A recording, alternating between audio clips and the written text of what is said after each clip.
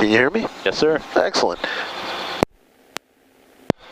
Now, a couple of the secrets to helicopter headsets. You must have your mic pretty close to your mouth, and if you can't hear your own voice in your ears, that means nobody else can hear you either. So move your mic closer, or start yelling, or tap the pilot on the shoulder and tell them your headset doesn't work. Hear me pretty good? Hear you great. Excellent.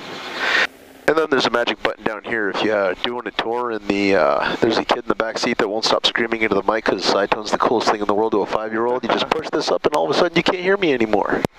Ah. It's brilliant. Pretty necessary. Yeah. All right. So we're starting up. We're letting our engine warm up. We can see this light has turned out, which means our clutch is fully engaged. So we were stuck at 70 RPM while we're letting our engine warm up. We can see our cylinders up to temperature. This tells us our cylinder head temp. This tells us our oil temperature, and this tells us our oil pressure. This lets us know the health of our engine. So now that our cylinder temp is up into the green, we're going to test our ignition systems. The helicopter has 2 separate ignition systems, so we shut them off one at a time to make sure they're both working before we leave the ground. All right. So we turn this key counterclockwise 1 click. Count to 2,000, 1, 1,000, 2, 1,000. We don't want to see more than about 2 lines of drop there on the tachometers. This one's pretty healthy. Cessna 81 Papa, traffic departing runway 10 is turned south. And check the second system. We'd go 2 clicks counterclockwise, 2 seconds, looks good. And back to both, so we have both ignition systems. We then listen to our weather. This airport has a reporting system on a radio frequency that'll give you the local weather. Advise on initial contact, you have information Oscar. And it hasn't changed since the last time I was up flying. So as we listen to it. Traverse City information Oscar, 16530 Zulu observation, wind 1807, gust 16. Wind direction and speed. 10. How far you can see? 2,400. 1,2000 scattered. Feeling Cloud level. 2,000 broken. Temperature 11, dew point 3, altimeter 3028. Visual approach. Now that 3028 tells you where to set this altimeter. She said 3028, so I want this line lined up with 3028. Now make sure that everybody in the area has their altimeter set to the same spot, so we're all flying at the same level. Wind 1807, gust 16. Visibility 10. Few clouds 2,000. Right, enough of her. Okay, so our engine's up to temp. We've checked our weather. We're good to go there. We know where we're heading. Now we need to tell the guys over there in that tower what we have in mind. So we pull the trigger here. Unfortunately, this is not a machine gun. And Traverse City Tower, helicopter 322 Tango Charlie with information Oscar. Helicopter 322 Tango Charlie, Traverse City Tower. Traverse City Tower, helicopter 322 Tango Charlie would like to pick up from GA ramp, initially heading south and then turn around and head north up the peninsula.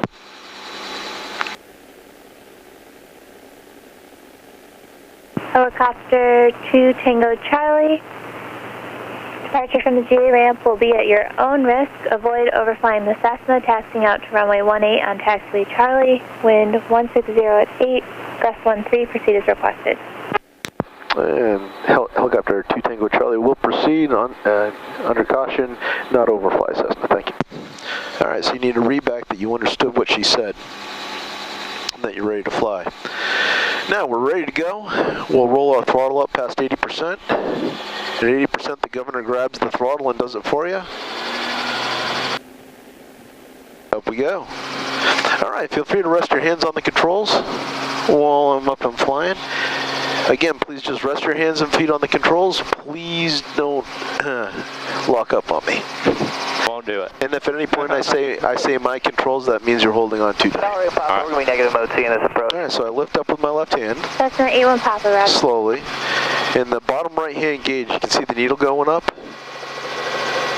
That's my manifold pressure. That tells me how much power I'm asking for from the engine. All right, relax your legs. Give it a little left pedal. And up we go. We are flying a helicopter. Oh, man. We're going to get ourselves a little forward airspeed here.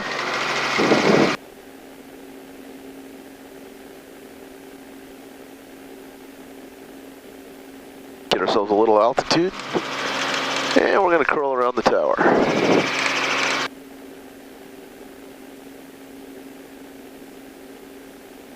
That takeoff is awesome. Yeah, it spoils you. Okay, so initially what I'm going to let you do is straight and level flight, and then we'll talk about turns. Now, while we're doing straight and level flight, if you look out the window, you'll notice that the compass is pretty much on the horizon, or in line with the horizon. This is our compass, this is our horizon. We use that as a reference point. You'll notice that if I pull back on the cyclic, it pulls the nose of the aircraft up, the compass goes up, we go up, and our airspeed starts to go down. Again, if I push forward, the compass goes down, our altitude goes down, and we speed up. So if I keep it right about there on the horizon, our altitude maintains the same, and so does our airspeed. We may get a couple of bumps here, so I'm going to get a little more altitude to get us away from the land. Now, as the wing does go over the land, you can see we have some bumps and rolls in the land here. It's kind of like water moving down a stream. It kind of rolls over the ridges and whatnot. So if you are getting bumped and you're pretty low and close to land features, try going up a little bit. It tends to smooth out. Here we are. It's nice and smooth. So, I'm going to put the compass on the horizon. Now, when I give you the controls, I'm going to say you have controls. When you have firm control of the aircraft and you're comfortable, repeat back to me, I have controls, at which point I'll allow you to fly the aircraft. All right? All right, which one am I taking over first? Just cyclic? So, there's not a lot to do with your collective, as you can see. Yep. Set it and forget it. Pedals, if you put a pedal input in, there's a right pedal input, it throws us out of trim. So what we want to see is that String. we want to see the string going straight up the windshield, and we kind of want to see the windshield 90 degrees to the horizon. So I'm going to give you all at once. You don't do a lot with the pedals, you don't do a lot with the collective. It's almost all cyclic. Like I said, the cyclic is the magic of the helicopter. All right. So whenever you're ready, you have controls. I have controls. Controls are yours.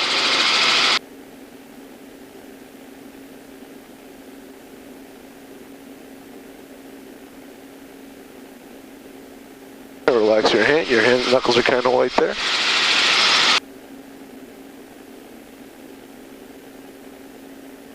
Alright, I have controls. Alright, controls are mine.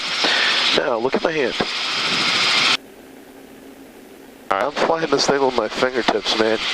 You don't need to white knuckle it. You can put the cyclic down there in the grip till you're comfortable with it. You rest your arm till it feels good to you. And again, just fly it with your fingertips. All right.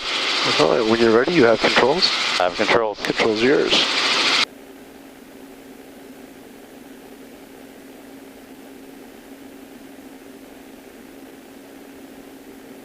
Alright, a little forward, a little right. There you go. Nice. You're already ahead of me. I like it.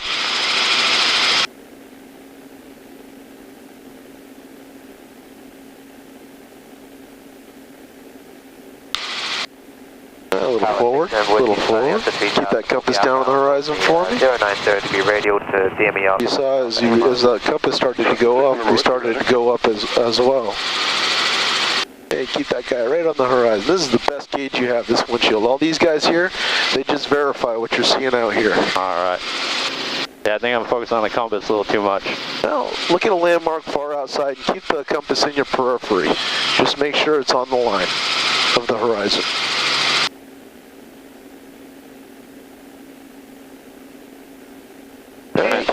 You're doing pretty good. Alright, so I'm coming back on. I have controls. Alright, follow along with me.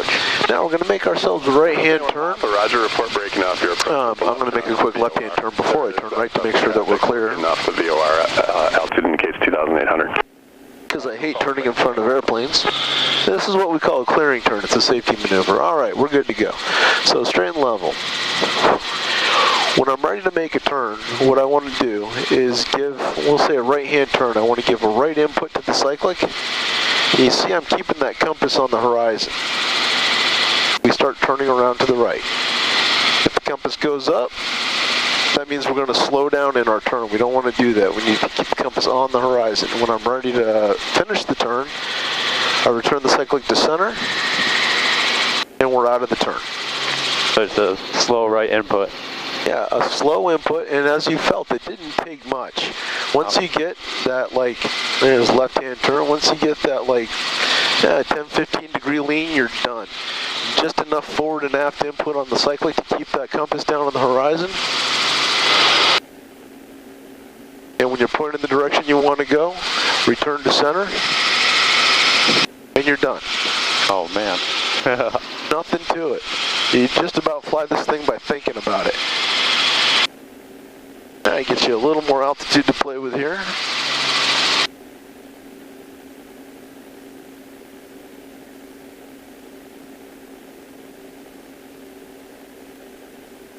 Alright, level her back off again. There we go. Alright, when you're ready, you have controls. Show me a right hand turn. Alright, I have controls. Controls are yours. 024.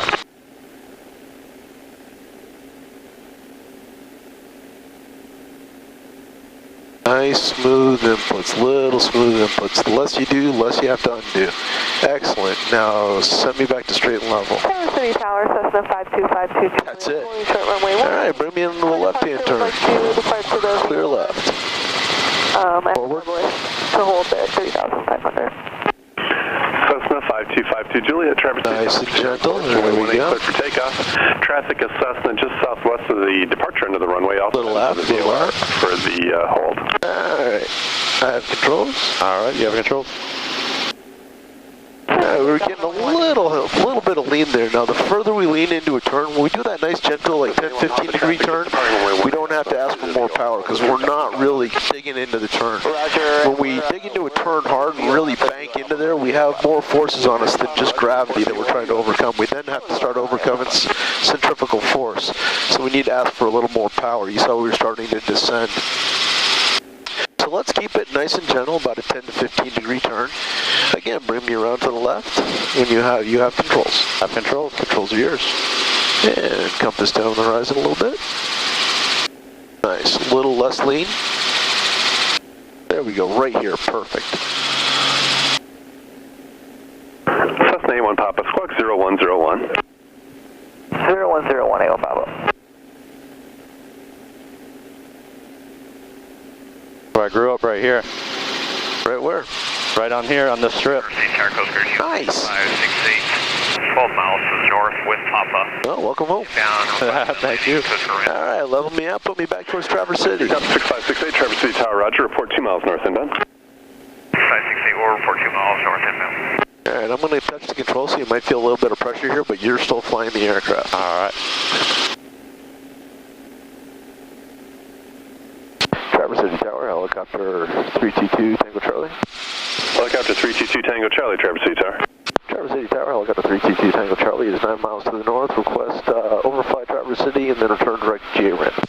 Helicopter 2 Tango Charlie, proceed as requested. Report inbound from over downtown. There is a Coast Guard helicopter also in your area. And 2 Tango Charlie has Coast Guard in sight, will maintain separation. Helicopter 2 Tango Charlie, roger. Coast Guard 6568, traffic, another helicopter nearby, and he has you in sight. 6568 has a helicopter site as well, please. Alright, I'll jump on controls real quick. Alright. Let you look down at that fine Coast Guard Dolphin you were probably just sitting in. Oh yeah. That's about $6 million of taxpayer money sitting there. They got 4 of them. Ah, they got a lot more than 4. They might have 4 of them here. Yep. Traverse City Tower, Cherokee 519 Juliet. And we're going to let them get a good ways ahead of us. Charlie, for departure to the south-southeast. All right, excellent. So we look out on the horizon. Cherokee 519 You can see like a big white, big stripe. Well, you see the lake. To the right, you see a highway cut back across the hillside.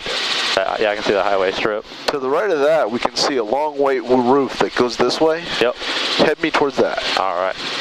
You have controls. I have controls. Juliet, the other Cessna traffic about 12 o'clock in a mile, altitude 3,500. A little forward. There we go. Roger, Juliet. Now, it is a little bit windy today. It's a little bit gusty today, so all things considered, you're doing exceptionally well. Thank you. Yeah. The trip, man.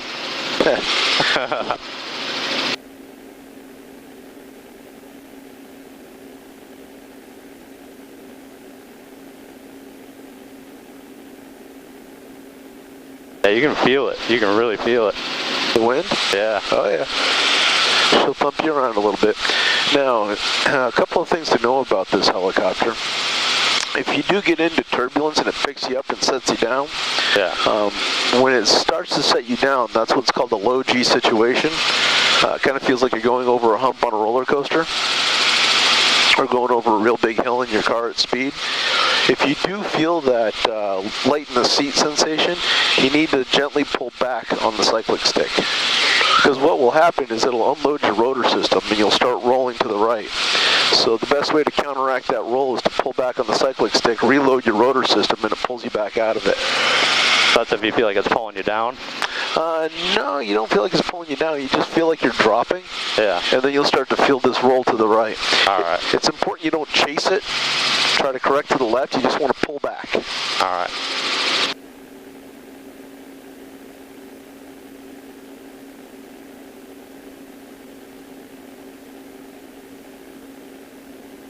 And just for bragging rights, we're currently cruising along at approximately 120 miles an hour. Yeah. That's Juliet, traffic in flight. It looks like you can get out and walk faster until you pass a bird. It's like, oh. This is unreal, man.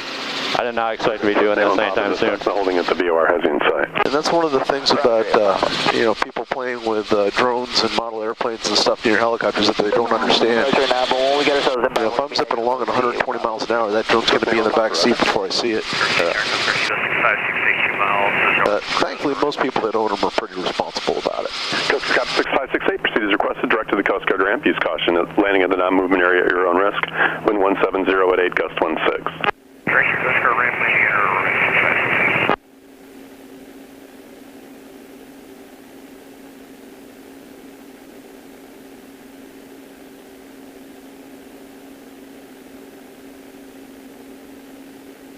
Another key to flight instruction, if your flight instructor is being quiet, it means you're doing a good job. 18 at Charlie, ready for departure. What was that? But if your flight instructor is being quiet, it means you're doing well. 18 line up and wait for that for release from Minneapolis Center. Wait, runway 18 for IFR release 519er. Tower 1 Juliet, what altitude is the traffic holding out to VOR? Cherokee 1 Juliet, the traffic Cessna 1 to 2 o'clock and 2 miles at 3,500. Roger 1 Juliet, looking for traffic. Alright, we're coming up on town, so I'm going to come back on controls here. Alright, you have controls? I have controls. 519er, turn left heading 120. Pull a little more power, pick up a little more altitude, so we don't want to rattle anybody's china off the shelf. Not such a big deal in the Robbie, but you get up into a big Huey 205 or Gauge 1 or something, he can make enemies of the neighbors real quick. Cherokee passing a mile north of the. So, being Traverse City, being that you are from here, I'll spare you the local. I'll spare you the cheesy descriptions of downtown because I got here 3 days ago and I'm probably wrong about most of it, but just trying. Well, looks like I should be telling you then. Sit back and enjoy the flight.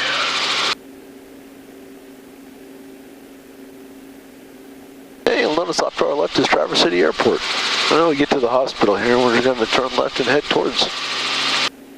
Again, feel free to follow along on controls. And we'll start talking about approaches. Now, we're lucky to have a fuel-injected helicopter here. Other helicopters that have carburetors have a system called the carb heat system, which preheats the air before it goes into the carburetor because, as you can imagine, at altitude, it gets kind of chilly up here. If there's any moisture in the air, you might run into carb ice problems, kind of like you do in old snowmobiles. Tempo Center, 519er. And Traverse City Tower helicopter 322 Tango Charlie is over Traverse City, inbound GA ramp. Helicopter 2 Tango Charlie, roger, report a mile northwest inbound. 2 Tango Charlie will report 1 mile northwest inbound. So, right about now, you'd engage the carb heat to start preheating that carburetor to make sure you melted any ice that might have accumulated out of there. Because of the way helicopters are built, there's a clutch in between the rotor system and the engine, so that if the engine quits, the rotors just keep on spinning.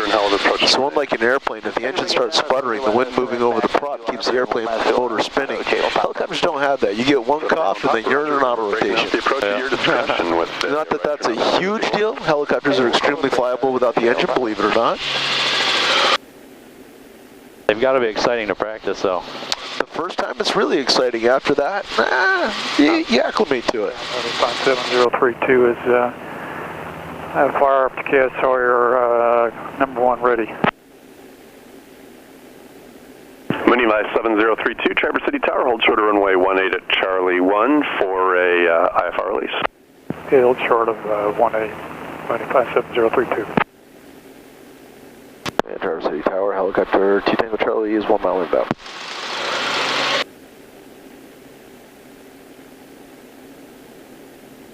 Helicopter 1 Tango Charlie, correction 2 Tango Charlie, proceeds requested direct to the GA ramp. Use caution landing at the non-movement area at your own risk. Wind 170 at 9 or gust 16. 2 Tango Charlie, head GA, thank you very much. How long does it take you to get down all the voice controls? Traverse City Tower. Really depends on the airspace you fly in. 10 miles to the north, inbound for touch and go. A lot of times flight schools are held in airports that you're not required to make any radio calls. They're called Gulf airports, they don't have towers. Runway 18, report 5 miles. A lot of those guys have a really hard time once you ask them to talk on the radio. Yeah. If you start flying in an airport where you have to make radio calls all the time, you pick them up pretty quick. There's a website called atc.com Mooney 032, runway 1. that you go to, you can go on and you can pick an airport and you can just listen to the radio calls to kind of get an idea for the flow and, you know, how they go and how they sound. 57032, line up on way to runway 18. Kind of gets you used to the phraseology and what you're supposed to say. All right, when we get down here, we're going to go forward to these filler trucks and we're going to give ourselves a chance at hovering. So the key to hovering, like I said, is flying in as small a circle as possible. If you drift a little bit, don't worry about it. We're not trying to hold it in exactly one spot. Just stop the drift and then try to slowly return me back to my original point. Now my focus is as far outside the window as I can get it. So if I look way on the other side of the airport, you can see a red and white pole way over there. Yep. That's what I'm looking at. And I'm just trying to kind of keep it in the same part of the windshield. Clear line 10, AC 5978. And like I said, traffic holding in position on the crossing runway. Roger. if I start drifting a little bit to the right, I'm going to give just enough to stop the drift and then return back to my original spot. And you can feel there's really not much going on here. Alright, relax your legs, relax your legs.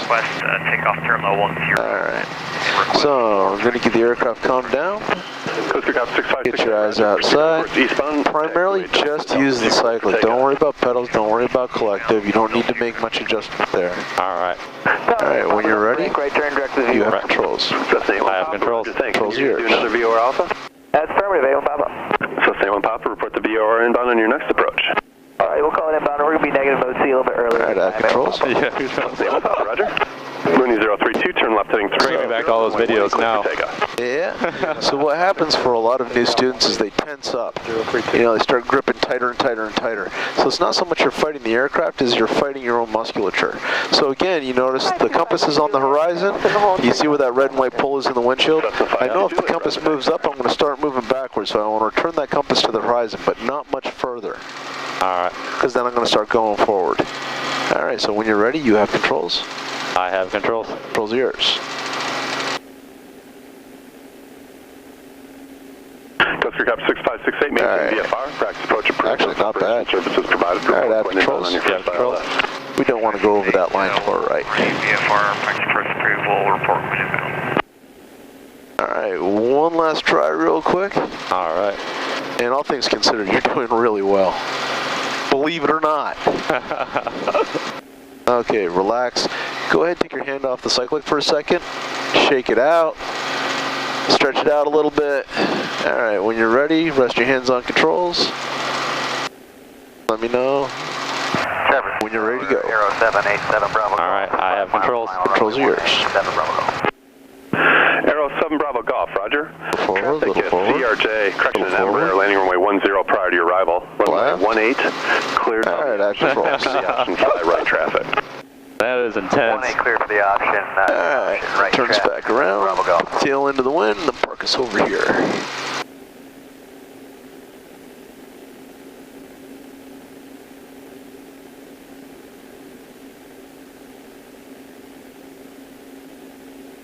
Mooney 032, contact Minneapolis Center. Okay, going to center, CS 032. See ya.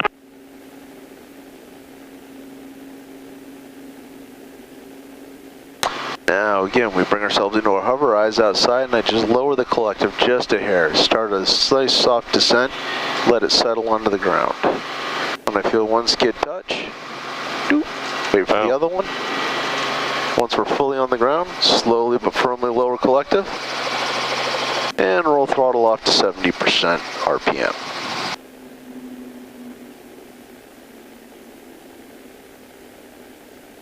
Alright, 70% RPM is our cool down RPM. I shut the governor off here just so if RPM does go up a little bit, it doesn't grab the governor doesn't grab the throttle and rev us all the way back up to, you know, full 100%. Alright. So 70% is our cool down RPM. This keeps air moving over the engine. We want to cool down for at least 2 minutes, but we want to see this engine, or this cylinder head temperature gauge at about 300 degrees, so about halfway between the two white lines. Alright. If we shut it off too quick, well, you know, there's a lot of heat soaked up in those cylinder heads. We'll end up damaging valve seals, valves, stuff like that. So. All right. One question I did have was on these, on the needles. In the beginning, when you throttled up to check it, is that where you check to make sure everything's going to work in your auto rotation? Like you throttle up, make sure one drops faster than the other?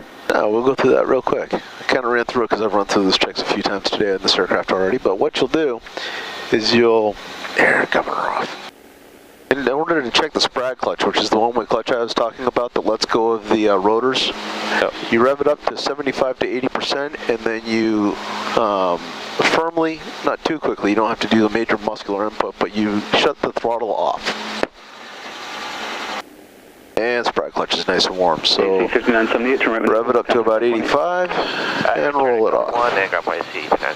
You want to see a little bit of space in between the two needles. All right. On some aircraft, you end up with a huge space between them. On some, you see just a little bit of air, but you want to make sure the two needles don't move exactly with each other. You want to see a gap in between them. 3,400 feet indicated. Circling the like right there. All yeah. Right. Usually you'll see a little bit more. This one's nice and warm. I've been flying it all day. Yeah. So, yeah, you want to see that little bit of gap because that Sprag clutch is what lets go of the rotors and lets you fly the RPM. Because lets you fly the auto rotation. Because once the engine's taken out of the equation, it's actually gravity pulling you down towards the earth, causing upthrust air through the rotors that keeps them spinning. You ever play with a maple seed, toss it up in the air and it spirals down? Yeah. Exact same principles. All right. All right, again to our 70%, cool our engine down.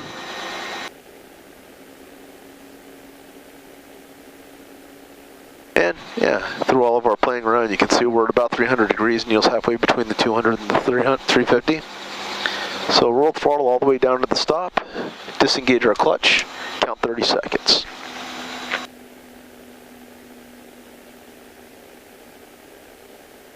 By disengaging keeping the engine running while we're disengaging our clutch, we don't overwork that Sprag clutch. If we shut it off immediately, the Sprag clutch would let the rotors keep on spinning while the engine was stopped. But by allowing the clutch to disengage a little bit while the engine's still spinning at about rotor speed, when we do shut everything off, it takes a lot of work out of that guy. It keeps us from wearing it out. Turn right now. Makes sense. So stand pop, Roger. Alright, that's 30 seconds. The way we shut our engine off is by starving it for fuel. So you grab your fuel mixture, pushing the button, slide her out, engine quits. Then we turn our ignition off and our alternator off. If you turn the key off, the engine spins over for a few seconds and pumps a lot of raw fuel into the exhaust system. If you then go to restart the exhaust system, it can backfire and crack the muffler.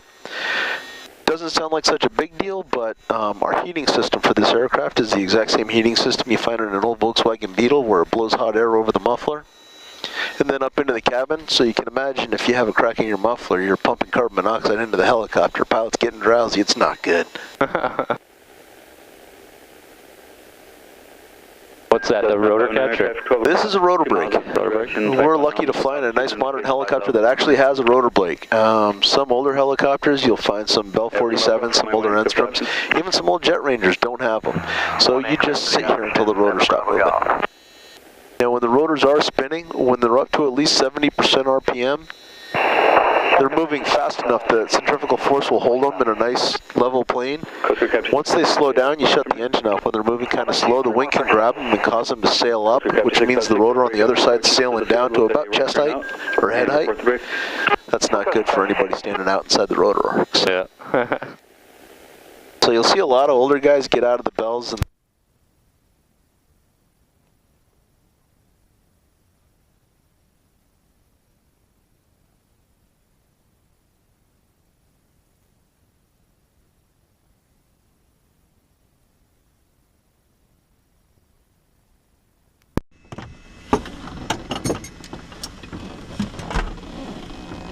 hover definitely is a trip. It's funny because I was watching all those videos and that's where everyone just all over. I was like, oh man, I hope I can control it a little bit when I get there. So here's the thing with the hover.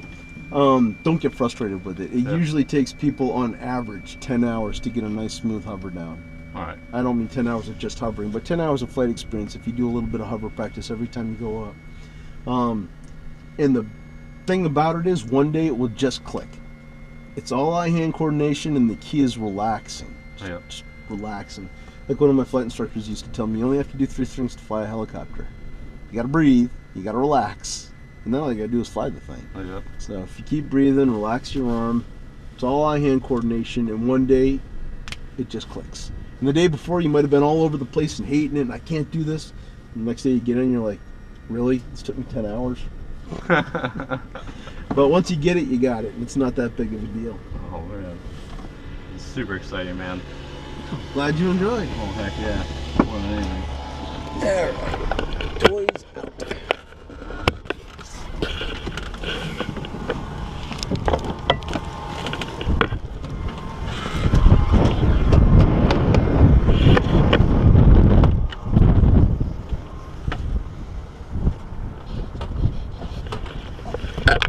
I assume probably every time you stop the blades, you're really trying to stop them in length with the helicopter. No. Doesn't really matter too much. It's kind of a presentation thing when we're doing tours. Yeah. Sometimes if you have to park this thing in a T-hangar, which is designed for airplanes, you have to stop at 90 degrees because the front rotor's too long. It'll stick out the door of the hangar. Yeah. The biggest thing is when you start them up, you don't want them directly in line with the tail. As long as they're out at least 10 or 15 degrees, that lets you know that you don't have the tail rotor tied down. Not such a big deal in this guy here, but in the Jet Rangers, the turbine-powered helicopters, you spool up the engine 15-16%, start, hold the throttle and introduce fuel. That rotor's tied down. When you introduce fuel, it will pull that aircraft and cut it. Rip the tail go right off. Yeah, that's really to have all roofs. Hey, do you mind if I ask you to take a picture? I want to put some on my wall just to keep me motivated throughout the whole winter. You want my phone here? Absolutely. We'll take one of you beside the aircraft and then we'll have you jump in the pilot seat, throw the headset on. Yeah, I figured my sister and I are really determined on anything that motivates us. So, I figured pictures on my wall where I wake up every morning.